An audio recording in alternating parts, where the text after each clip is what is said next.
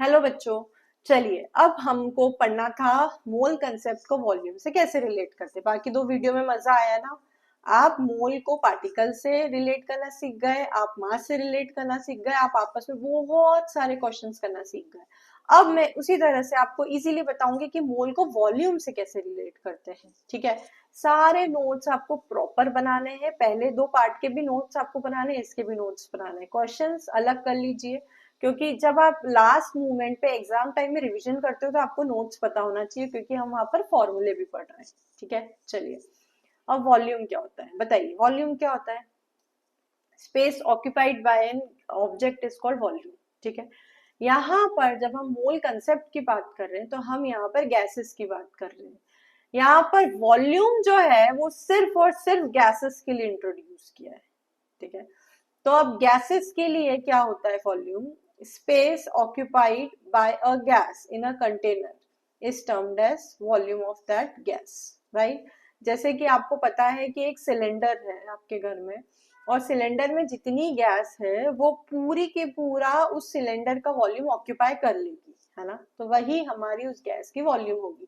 ज्यादा गैस होगी तो उसको कंप्रेस करना पड़ेगा, कम गैस होगी तो वो एक्सपांड हो जाएगी। समझ रहे हैं आप इस बात को? तो यहाँ पर हम जब मोल कंसेप्ट की बात करते हैं तो यहाँ पर एक चीज इंट्रोड्यूस की थी। कोई भी gas, for any gas 1 mole of any gas occupies 22.4 litre of volume at STP. STP मतलब क्या समझते हैं बच्चों? Standard temperature and pressure. Standard temperature और प्रेशर पे 273 kelvin is the standard temperature and 1 atm is the standard pressure. इस temperature और pressure पे जो गैस ऑक्यूपाई करती है वॉल्यूम, वो उन्होंने बात की है। तो कोई भी एक मोल गैस है, मैंने ऑक्सीजन लिख दिया है, ऑक्सीजन की जगह CO2 भी हो सकती है, हाइड्रोजन गैस भी हो सकती है, SO2 गैस भी हो सकती है, NO2 गैस भी हो सकती है, नाइट्रोजन गैस भी हो सकती है। कोई भी गैस अगर 1 मोल ली है इस टेम्परेचर और प्रेशर पे, क्योंकि आपको पता होना चाहिए कि टेम्परेचर और प्रेशर बहुत ही इंपॉर्टेंट रोल प्ले करते हैं। अगर आपने प्रेशर बढ़ा दिया तो वॉल्यूम कम हो जाती है, टेम्परेचर बढ़ा दिया तो वॉल्यूम एक्सपांड हो जाती है ना। तो यहाँ पर टेम्परेचर और प्रेशर बहुत इंपॉर्टेंट रोल प्ले करते हैं। हम सिर्फ ये बात एसटीपी पे कह रहे हैं, सिर्फ और सिर्फ स्टैंडर्ड टेम्परेचर और प्रेशर पे ये वॉल्यूम ऑक्यूपाई करता है, that is 22.4 litre of volume gas. ठीक है, अब मैंने बोला फॉर एग्जाम्पल कुछ भी बोलते हैं हम, 2 मोल्स ऑफ हाइड्रोजन गैस, तो इसका कितना वॉल्यूम ऑक्यूपाई करेगी एट एसटीपी? एसटीपी पे बात कर रहे हैं तो बताइए। तो ये आप बोलोगे मैम 1 मोल में तो 22.4 है, तो 2 मोल में कितना हो जाएगा? 2 इंटू 22.4 लीटर। ये हो गई इसकी volume of gas at STP 2 moles की। ऐसे ही अगर 3 मोल बोला तो इंटू 3 कर देना, 4 मोल बोला तो इंटू 4 कर देना, है ना। इजी, बहुत इजी है ना। चलिए, तो ये हम बात कर लेते हैं वॉल्यूम की। ठीक है, लीटर्स का ध्यान रखना है कि यहाँ लीटर बोल रहे हैं, ml नहीं बोल रहे, और एसटीपी का आपको ध्यान रखना है। तो यहाँ पर हमने वॉल्यूम भी इंट्रोड्यूस कर लिया है, और मास और पार्टिकल्स हम पहले पढ़ चुके हैं। चलिए अब हम तीनों को रिलेट करते हैं कि कैसे इसके क्वेश्चन सॉल्व किए जाते हैं। एक बहुत ही प्यारी सी सिंपल सी ट्रिक बता रही हूँ, इतनी सारी चीजें एक साथ कैसे समराइज करते हैं। ठीक है, चलो। मेरे बहुत सारे बच्चों को मैंने अगले पिछले 12 ईयर्स से मैं ये कंसेप्ट पढ़ा रही हूँ, और जब भी बच्चे मुझसे पढ़ते हैं तो बहुत इजीली क्वेश्चन सॉल्व कर लेते हैं, क्योंकि मैं एक फ्लो चार्ट बता देती हूँ। अभी तक हमने पूरा डिटेल में पढ़ा, अभी ये फ्लो चार्ट इसको समराइज कर देगा। चलिए, मोल को हमने 3 चीज से रिलेट किया। कौन कौन सी चीजों से रिलेट किया बच्चों? नंबर ऑफ पार्टिकल्स, आप अगर अपने नोट्स देखेंगे तो मोल तीनों में कॉमन था, नंबर ऑफ पार्टिकल्स, वॉल्यूम और मास, है ना। तो हमने बोला 1 मोल में कितने पार्टिकल होते हैं, जल्दी बताओ। 6.022 इंटू 10 टू द पावर 23, है ना। 1 मोल में कितना मास होता है? उसके एटॉमिक मास या मोलर मास के बराबर। 1 मोल में कितना वॉल्यूम होता है? 22.4 लीटर एट एसटीपी, है ना। ये 3 चीज आपके दिमाग में फिट हो जानी चाहिए, अभी तक इतनी बार रिपीट किए फिट हो जानी चाहिए भैया, ये 3 नंबर फिट कर लो। ठीक है, चलो।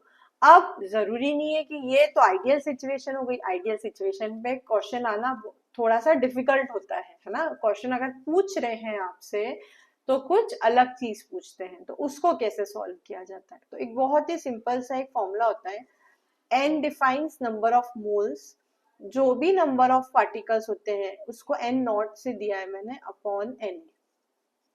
ठीक है, या फिर इसको n लिख लो सिर्फ, तो आपको ज्यादा समझ में आएगा। तो n क्या हो गया बच्चों, चलो मैं अलग पेन यूज कर लेती हूँ इसके लिए, कि n क्या हो गया, नंबर ऑफ पार्टिकल्स जो गिवन है ना।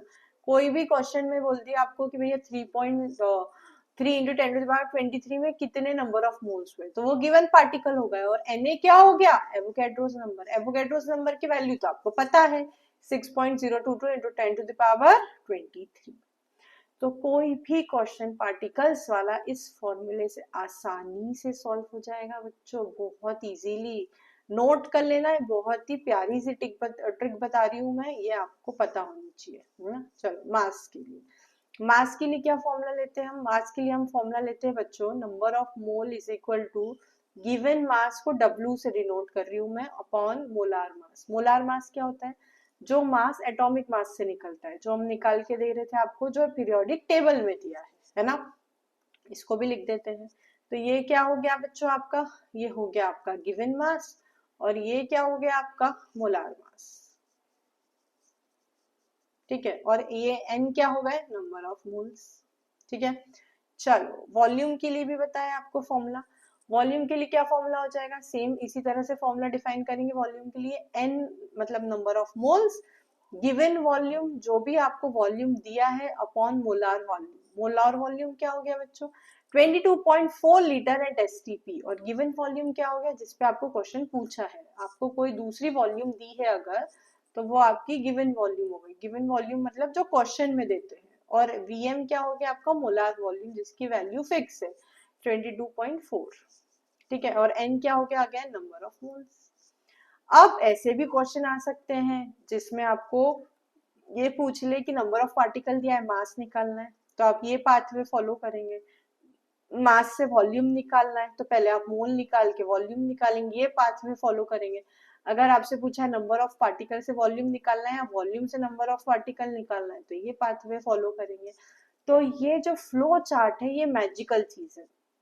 ये भाई अच्छे से बना लो कॉपी में, और इसको अच्छे से याद कर लो। मैं आपको श्योरिटी दे रही हूँ कि इससे आपके सारे क्वेश्चन सॉल्व हो जाएंगे। अगले वीडियो में आपको मैं क्वेश्चंस भी सॉल्व करके बताऊंगी इन सारे फॉर्मूले से।